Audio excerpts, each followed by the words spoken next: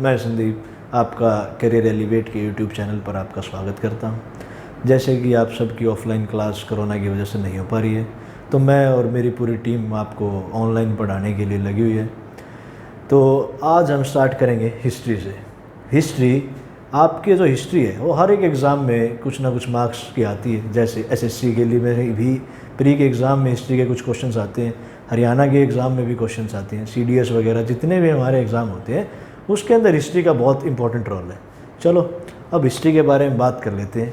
History के जो इतिहासकार हैं, मतलब हिस्टोरियन कहते हैं जिन्हें इतिहासकार, वो भारत का जो इतिहास है उसको 3 भागों में विभाजित करते हैं। मतलब हिस्ट्री के 3 पार्ट में वो बांट देते हैं। जैसे आपको दिख रहा होगा एंशिएंट, मिडीवल और मॉडर्न। एंशिएंट, मिडीवल और मॉडर्न। एंशिएंट को कहते हैं प्राचीन, मिडीवल को कहते हैं मध्यकालीन और मॉडर्न को कहते हैं आधुनिक। चलो अब मैं आप सबको इनको बता देता हूँ कि थोड़ा थोड़ा इनके अंदर डिफरेंस है क्या, जिसके बारे में हम बातें करते हैं या जिस हिसाब से इनको इन्होंने अलग अलग बांट रखा है। तो मॉडर्न जो आपका ये एंशिएंट इंडिया है, मतलब एंशिएंट इंडिया का इतिहास है या प्राचीन भारत का इतिहास है, उसमें हम क्या पढ़ेंगे कि स्टोन एज से लेके, मतलब आदि मानव के टाइम से जो हमने अपने आप को इवोल्व किया मनुष्य ने, उसके बारे में पढ़ेंगे। जैसे आदि मानव थे, उन्होंने आग का आविष्कार किया, कुछ और चीज़ें बनाई, धीरे धीरे वो डेवलप करते रहे, कृषि करना स्टार्ट किया। तो उनके बाद क्या पढ़ते हैं भाई, एंशिएंट के अंदर ही हम महाजनपद के बारे में पढ़ेंगे, बौद्ध धर्म के बारे में पढ़ेंगे, जैन धर्म के बारे में पढ़ेंगे और इसे कहाँ ख़त्म करते हैं, मगध एम्पायर पे।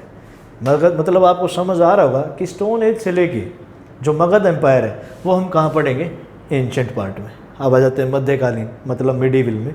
जो मिडीवल पार्ट है उसके अंदर क्या होता है बेटा, जितने भी अटैक होते हैं मुस्लिम्स के द्वारा, मतलब जितने भी मुस्लिम शासकों के द्वारा भारत पर आक्रमण होता है वो हम कहाँ पढ़ेंगे, मध्यकालीन में। एक आपको चीज़ बता देता हूँ कि भारत पर आक्रमण करने वाला पहला मुस्लिम जो शासक था वो था मोहम्मद बिन कासिम, जिसने भारत पर आक्रमण किया। धीरे धीरे और भी लोग आए और उनमें से कुछ लोग आए जो एक थे उनमें गौरी के जो उनका एक सेनापति था कुतुबुद्दीन ऐबक, जिसने यहाँ पर आके दिल्ली सल्तनत में गुलाम वंश की स्थापना की। और ऐसे ऐसे ये गुलाम वंश आए, खिलजी आए और ये सारी बातें, तुगलक, सैयद, लोधी, और जो लास्ट जो लोधी आए, लोधी के जो लास्ट रूलर थे। अभी ये सब बातें मैं इसलिए बता रहा हूँ कि बाद में डिस्कस करेंगे, एक बार मैं ओवरव्यू देना चाहता हूँ आप सबको इसके माध्यम से। तो जो लास्ट रूलर थे इब्राहिम लोधी, और जहाँ से मुग़ल रूलर की स्थापना हुई उनके जो फाउंडर थे वो हैं बाबर। उन दोनों के बीच में एक युद्ध होता है 1526 में, जिसे पानीपत के पहले युद्ध, फर्स्ट युद्ध के बारे में हम पढ़ते हैं। तो वो कुछ युद्ध किस किस के बीच में होता है, लोधी और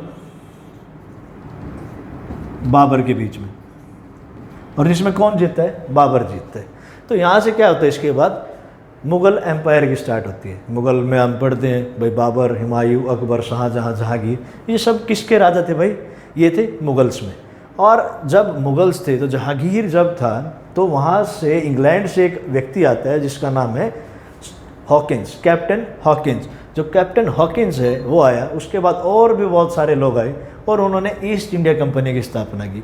अब ईस्ट इंडिया कंपनी क्यों ज़रूरी है कि जो आधुनिक भारत है वो ईस्ट इंडिया कंपनी के साथ ही स्टार्ट होता है। और भी बहुत सारे देश भारत में आए थे बिजनेस पॉइंट ऑफ व्यू से, जैसे फ्रेंच आए थे, डचीज़ आए थे, और भी बहुत सारे लोग आए थे। ये हम सब कहाँ पढ़ेंगे, मॉडर्न इंडिया में। जैसे वो सब लोग आते हैं इंडिया में, बिजनेस करते हैं, कुछ लोग बिजनेस करके चले जाते हैं, कुछ लोग यहीं रह जाते हैं। जैसे ईस्ट इंडिया कंपनी थी, इसके अंदर ईस्ट इंडिया कंपनी आती है, धीरे धीरे लोगों में विद्रोह होने लगा। मैं बता रहा हूँ कि इसके अंदर हम क्या क्या पढ़ेंगे। तो सेकंड में फिर इसके बाद क्या होता है, 1857 की क्रांति आती है। धीरे धीरे उसके बाद क्या होगा भाई, 1885 में चले जाएंगे जहाँ पे हम कांग्रेस की स्थापना करेंगे। 1905 में चलेंगे जहाँ पे हम क्या पढ़ेंगे, बंगाल विभाजन के बारे में पढ़ेंगे। और ऐसे ऐसे जितनी भी मूवमेंट्स आती हैं, जितनी भी हमारी हिस्ट्री में जितनी मूवमेंट्स हैं जो गांधी जी ने की, या अदर जितने भी हमारे क्रांतिकारी नेता हैं, जैसे आज़ाद थे, भगत सिंह थे, ये सब बातें हम कहाँ करेंगे, मॉडर्न इंडिया में। चलो बेटा आगे चलते हैं। जैसे एंशिएंट इंडिया पढ़ेंगे, वैसे हम एंशिएंट इंडिया से स्टार्ट करते हैं। एंशिएंट इंडिया के आगे 3 टाइप है, आपको दिख रहा होगा बोर्ड पे, प्री हिस्टोरिक, प्रोटो हिस्टोरिक और हिस्टोरिक। अब प्री हिस्टोरिक को हिंदी में कहते हैं प्राग ऐतिहासिक। क्या कहते हैं, प्राग ऐतिहासिक। और प्रोटो को क्या कहते हैं, आग ऐतिहासिक।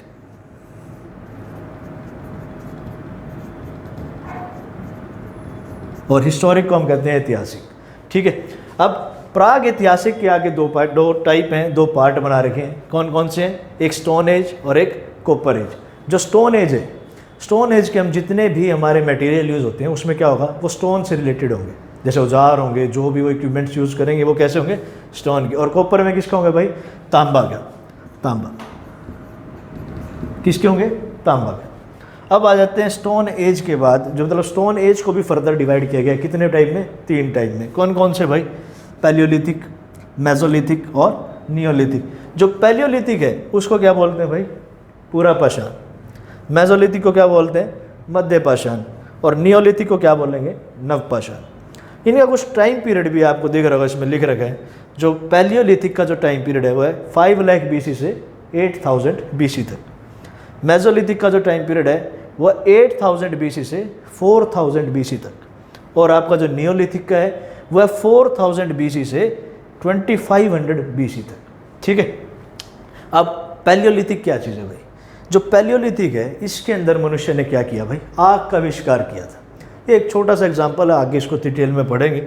जो मेसोलिथिक है जिसे मध्य पाषाण कहते हैं, इसके अंदर क्या हुआ भाई, इन्होंने पशु को पालना स्टार्ट किया। मतलब इंसान क्या हो गया था, पशुपालक बन गया था।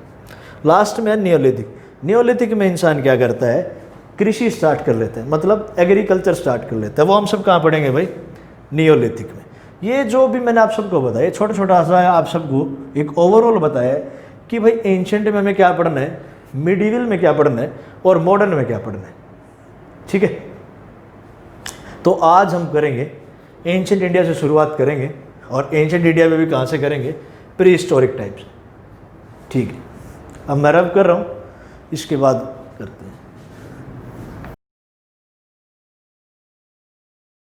जैसे कि हमने अभी पीछे डिस्कस किया था कि एंशेंट इंडिया के कुछ टाइप हैं, तो मैं दोबारा बता रहा हूँ एक बार। प्री हिस्टोरिक, प्रोटो हिस्टोरिक और हिस्टोरिक। जो आपका प्री हिस्टोरिक है उसके अंदर हम बात कर लेते हैं कि जैसे कि आर्कियोलॉजिकल सर्वेज होते हैं। आर्कियोलॉजिकल सर्वे से मतलब ये वे पुरातत्व जो स्रोत मिलते हैं हमें, मतलब खुदाई करते हैं, जब जो हमें अवशेष मिलते हैं वो क्या होता है, आपके आर्कियोलॉजिकल सर्वे, मतलब स्रोत होते हैं। तो इसके अंदर क्या था कि हमें कोई भी स्क्रिप्ट नहीं मिली। स्क्रिप्ट मतलब लिपि। जैसे आप सबको पता होगा कि भाई जो हिंदी भाषा की जो लिपि है वो कौन सी होती है भाई, देवनागरी। जो पंजाबी भाषा की जो लिपि है वो क्या होगी, गुरुमुखी।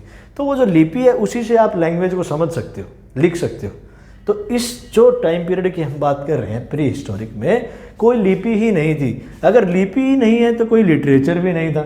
मतलब जब लिटरेचर, अगर आपके पास कोई भाषा का आधार ही नहीं होगा तो आप कैसे लिखोगे। तो यहाँ पे कोई लिटरेचर भी नहीं था, मतलब साहित्य भी नहीं था। कौन से पार्ट में, प्री हिस्टोरिक में।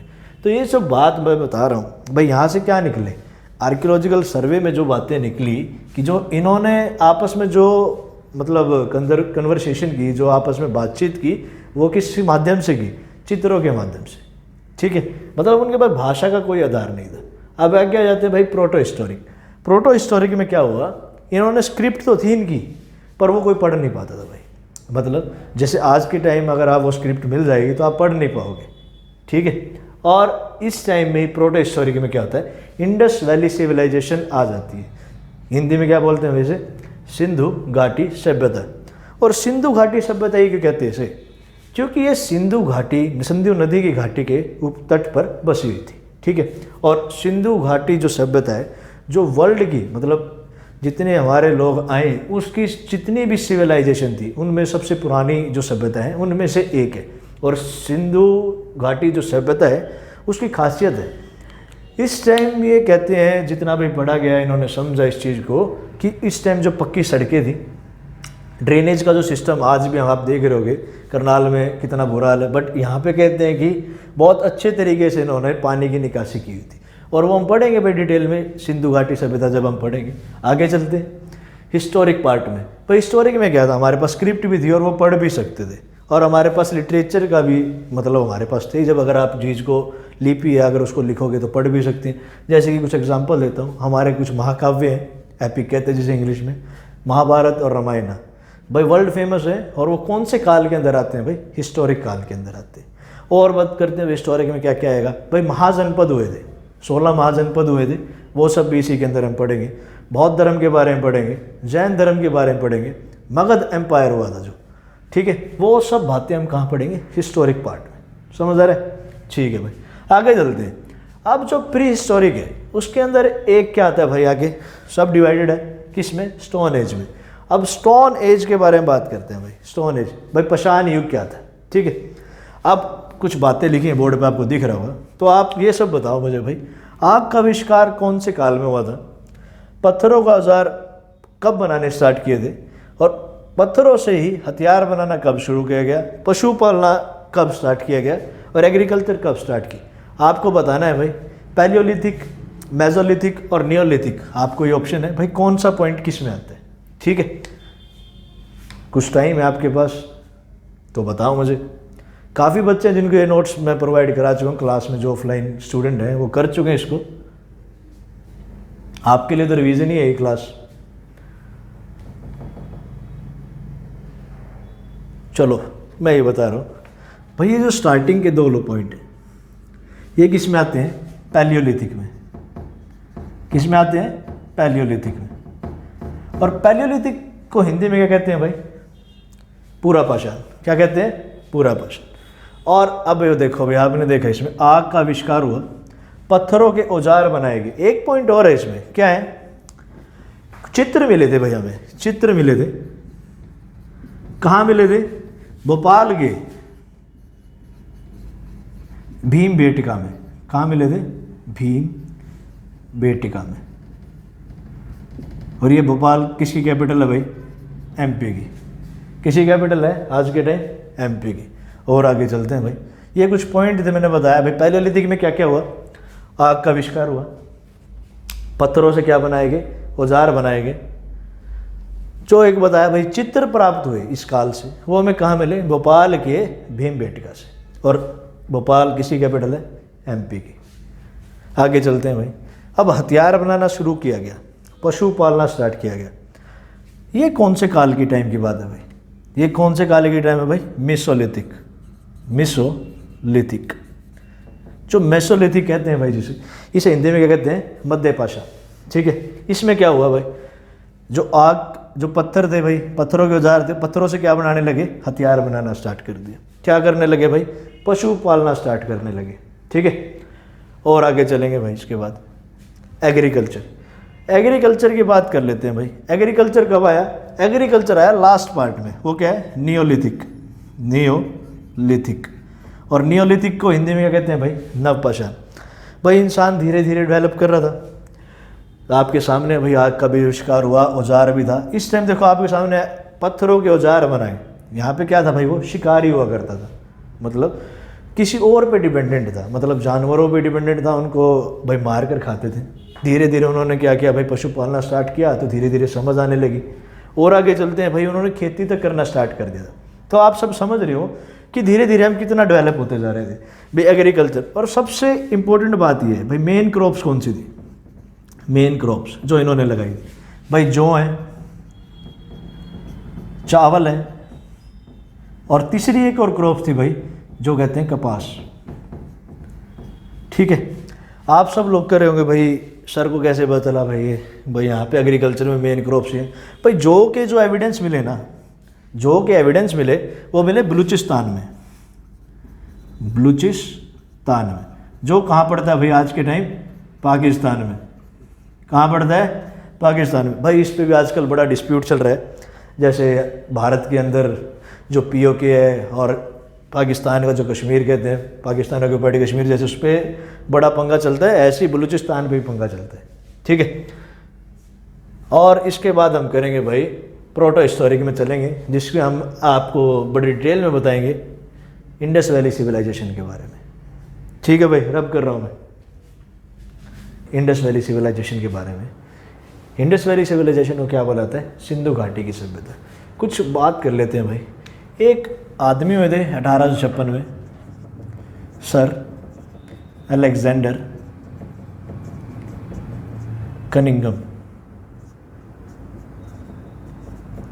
ये व्यक्ति कौन है भाई, ये व्यक्ति हैं जिन्होंने सबसे पहले सभ्यता के बारे में हमें बताया था। ठीक है, कौन है ये? जिसने सबसे पहले सिंधु घाटी की सभ्यता के बारे में बताया था। और इन्हें क्या बोला जाता है भाई? Father of Indian archaeology.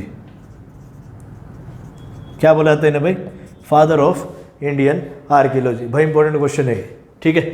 Father of Indian archaeology कौन है? Sir Alexander Cunningham. और इन्होंने क्या बताया था? सबसे पहले सिंधु घाटी की सभ्यता के बारे में बताया था, ठीक है। इसके बाद एक पॉइंट और है भाई, ऐड कर लेते हैं। 1905 में क्या बनता है? Archaeological survey of India. क्या बनता है?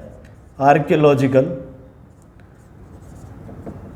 सर्वे ऑफ इंडिया, ठीक है। और इसका हेड जो बिगेस्ट जो चीज़ बनी है भाई म्यूजियम है, बिगेस्ट म्यूजियम, वो कहाँ है? कोलकाता में। और इनका जो फर्स्ट जो चेयरमैन था वो थे जॉन मार्शल, जॉन मार्शल, ठीक है। अब आगे चलते हैं भाई। जो दयाराम साहनी है, जो दयाराम साहनी है, इन्होंने 1921 में एक सभ्यता के बारे में डिटेल में बताया। तो सबसे पहले जहाँ इन्होंने खुदाई स्टार्ट की, मतलब जहाँ पे इन्होंने काम स्टार्ट किया, वो था आपका हड़प्पा सिविलाइजेशन। क्या था? हड़प्पा सिविलाइजेशन। और इसीलिए सिंधु घाटी सभ्यता को किस नाम से भी जाना जाता है? हड़प्पा सिविलाइजेशन के नाम से भी जाना जाता है, ठीक है भाई, समझ आ रहा है? आगे चलेंगे। अर्बन सिविलाइजेशन भी इनका एक नाम है। अर्बन सिविलाइजेशन से आप समझ रहे हो भाई, आधुनिक सिविलाइजेशन, मतलब आधुनिक सभ्यता। आधुनिक का मतलब क्या था भाई? इनके पास क्या थे भाई? ग्रिड सिस्टम था। क्या था? Grid system. ग्रिड सिस्टम का मतलब क्या है भाई? जो इनकी रोड्स थी वो कैसी थी? 90 डिग्री पे कट करती थी। 90 डिग्री कट करने का मतलब क्या है भाई? ये एक प्रॉपर जगह है और यहाँ से अगर रोड जा रही है तो कैसे कट होगी भाई? 90 डिग्री एंगल कहाँ बनेगा? यहाँ पे। तो प्रॉपर 90 डिग्री पे इनका क्या करते थे भाई? जो रोड्स थी, जो सड़कें थी, वो क्या करती थी? कट करती थी। आगे चलते हैं भाई। इनके पास क्या था? अंडरग्राउंड ड्रेनेज सिस्टम था भाई। जैसे आज के टाइम अंडरग्राउंड ड्रेनेज सिस्टम है, हम इतने साल पुरानी बात करें तो इनके पास कैसा था भाई? अंदर पानी की जो निकासी थी वो बहुत अच्छी थी। तो ये किस टाइप की सभ्यता थी भाई? किस टाइप की सभ्यता थी भाई? अर्बन सिविलाइजेशन था, ये आधुनिक सभ्यता थी, ठीक है। अब इसे क्या कहते थे भाई? एक और नाम से जाना जाता है, जिसे क्या कहते हैं? Bronze age. ब्रॉन्ज एज से मतलब भाई आप समझ रहे हो, कांस्य युग। अब ये बताओ भाई, ब्रॉन्ज की नीड क्यों पड़ी हमें? मतलब कांस्य की हमें ज़रूरत क्यों पड़ी? क्योंकि आप देख रहे थे भाई, पहले कॉपर एज था, स्टोन एज था, फिर कॉपर एज आया, अब ब्रॉन्ज एज। भाई कॉपर है, जो कॉपर का जो प्रॉपर्टी है वो क्या है कि वो सॉफ्ट होता है एज कम्पेयर टू किससे?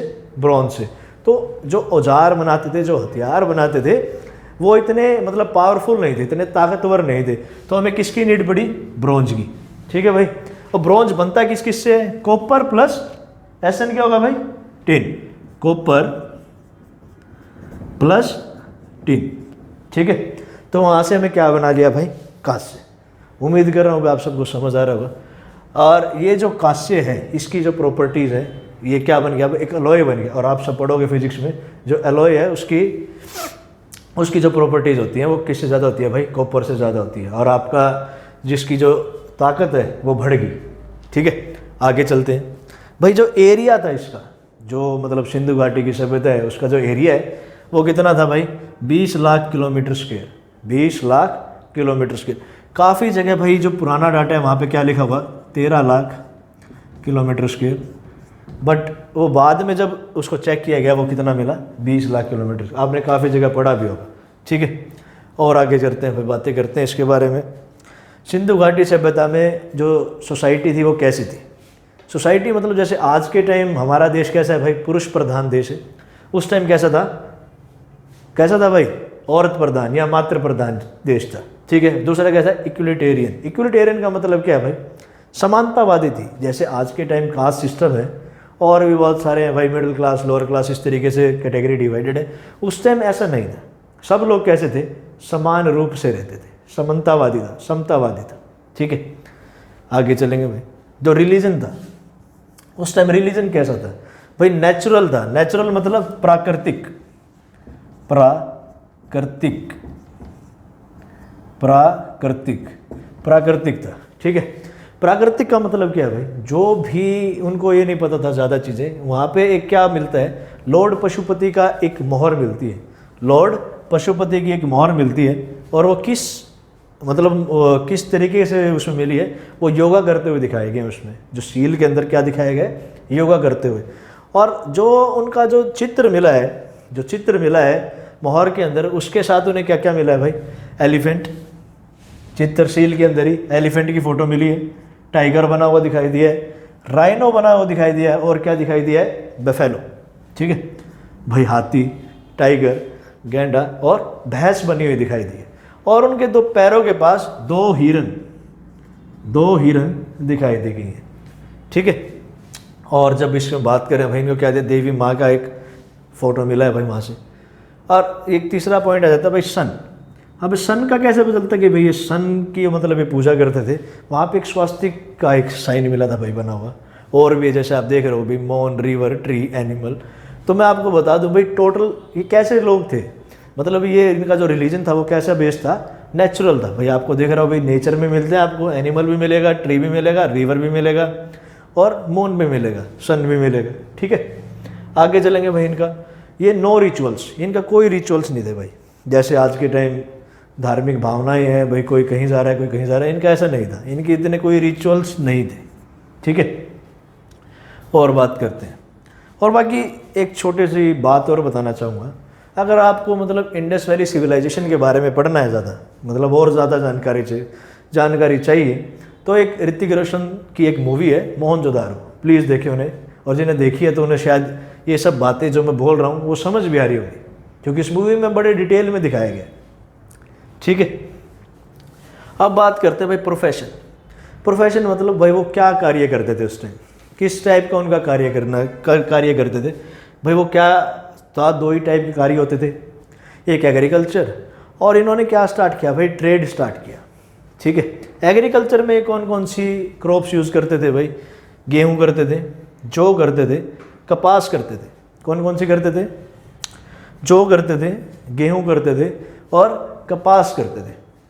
और आपको एक इम्पोर्टेंट पॉइंट बताऊंगा, कपास को यूज़ करने वाला मतलब या कपास को उगाने वाला सबसे पहली सभ्यता कौन सी थी, हमारी सिंधु घाटी सभ्यता। कौन सी सभ्यता थी भाई, सिंधु घाटी सभ्यता।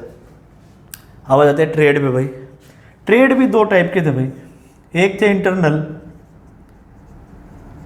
और एक थे एक्सटर्नल। कौन कौन से थे भाई, इंटरनल और एक्सटर्नल।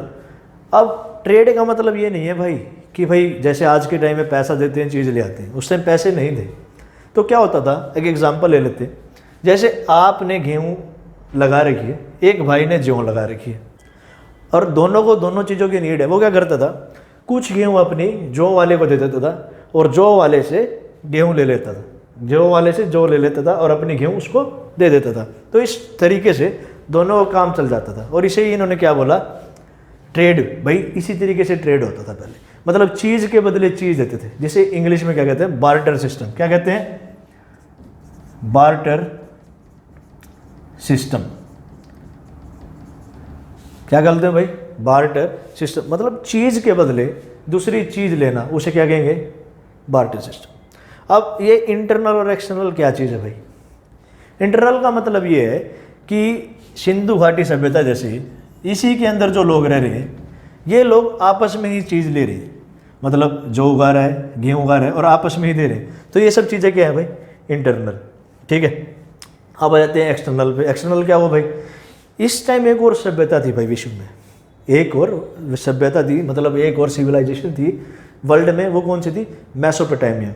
कौन सी थी, मेसोपोटामिया। वो लोग भी आके ट्रेड करते थे, मतलब वो बाहर से आके ट्रेड करते थे भाई सिंधु घाटी सभ्यता में। तो वो कौन से टाइप की ट्रेड हुआ, एक्सटर्नल। मैं उम्मीद कर रहा हूँ आप सबको समझ आ रहा होगा कि जो लोग बाहर से आके यहाँ पे चीज़ का आदान प्रदान कर रहे थे, तो वो किस टाइप का ट्रेड हुआ भाई, एक्सटर्नल।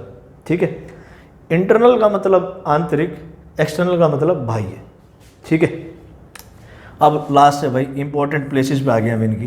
भाई इंपॉर्टेंट प्लेसेस कौन कौन सी हैं, इंपॉर्टेंट प्लेसेस है भाई, जैसे आप देख रहे होंगे, हड़प्पा, मोहनजोदारो, लोथल, बनावली, राखीगढ़ी, कालीबंगन, धोलावीरा।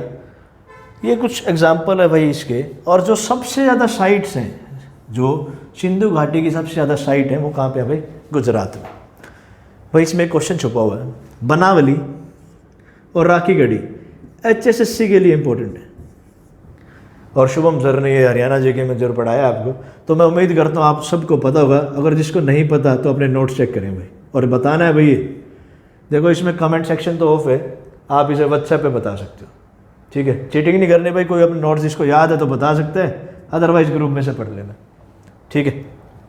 अब हड़प्पा आपको पता है भाई क्या है, फर्स्ट साइट थी दयाराम साहनी ने जहाँ पे काम किया। मोहनजोदारो क्या है भाई, सबसे बड़ी साइट है, ठीक है, सबसे बड़ी साइट है। लोथल क्या है भाई, लोथल एक डॉकयार्ड है, जिसे क्या कहते हैं बंदरगाह। बंदरगाह मतलब भाई जैसे हमें बंदरगाह क्या होता है भाई, ट्रेड के लिए यूज होता था, कि इसका मतलब क्या कि बाहर से भी लोग वहाँ पे ट्रेड करने आते थे, ठीक है। ये दोनों मैंने बता दी भाई, हरियाणा में पड़ती है, जिला में बताऊंगा नहीं, आप लोगों ने बताना है, ठीक है। कालीबंगन भाई अपने बैंगल्स के लिए, चूड़ियों के लिए फेमस है, ठीक है। और भाई इसके बाद हम बात करेंगे, कुछ बातें थी जो स्टोन एज में रह गई थी। स्टोन एज में कुछ 2-3 पॉइंट्स थे वो रह गए थे, वो मैं बता रहा हूँ आपको।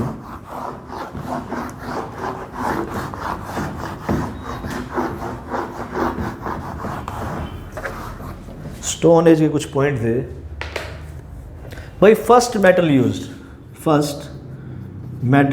यूज्ड भाई, सबसे पहला मेटल जो यूज्ड हुआ था वो कौन सा था? वो था भाई कॉपर। कौन सा था? कॉपर। ऐसे ही फर्स्ट जो भाई कल्टीवेटेड क्रॉप थी, तो सबसे पहले जो क्रॉप लगाई गई थी वो कौन सी थी भाई? फर्स्ट कल्टीवेटेड क्रॉप वो क्या थी भाई? आपकी जो, जिसे इंग्लिश में क्या कहते हैं भाई? बार्ले। क्या कहते हैं भाई? बार्ले। और जो लास्ट है भाई, जो फर्स्ट डोमेस्टिकेटेड एनिमल था, डोमेस्टिकेटेड का मतलब भाई, डोमेस्टिकेटेड का मतलब है जो पाला गया एनिमल हो, जो पाले जाते हैं,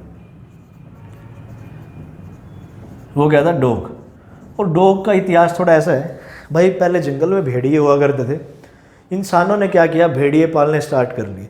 उन्होंने धीरे धीरे क्या हुआ भाई, इंसान के साथ रहता था तो भाई उन्होंने मीट खाना बंद कर दिया, इंसानों के साथ घुलना मिलना स्टार्ट कर दिया, जिससे वो भाई किसकी तरफ इवॉल्व होते चले गए? डॉग की तरफ इवॉल्व होते चले गए। अच्छा भाई, कुछ करंट अफेयर्स के भी क्वेश्चन है जो शायद आप सबको पता भी हो, पर मैं डिस्कस करना चाहता हूँ आप सबके साथ।